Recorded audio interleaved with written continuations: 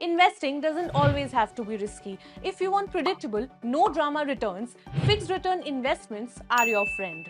First things first, what are fixed return investments? Think of them as investments that pay you a promised return at a set schedule.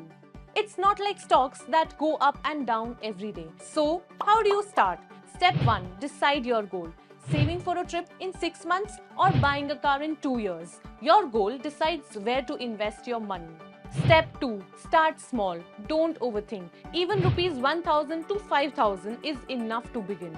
Think of it like testing the waters before diving in. Step 3.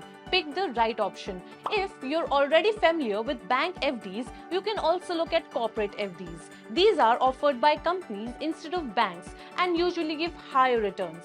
But they also come with higher risk. Always check the company's credit rating and financial health before investing. Another option for higher returns are bonds. Think of bonds as loan you give to the government or to companies. In return, they promise to pay you regular interest called a coupon and return your principal when the bond matures. Each of these investments carries its own level of risk, so make sure you understand it before you invest. Step 4. How to invest. Open a demat account if investing in bonds. Remember, always use a SEBI-regulated platform for your investments.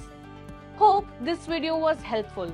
Start small, stay consistent, and let fixed returns be your calm money plan. Follow Fixed Returns Academy for more. Investments in debt securities, municipal debt securities, securitized debt instruments, mutual funds are subject to risks, including delay and/or default in payment. Read all the offer-related documents carefully.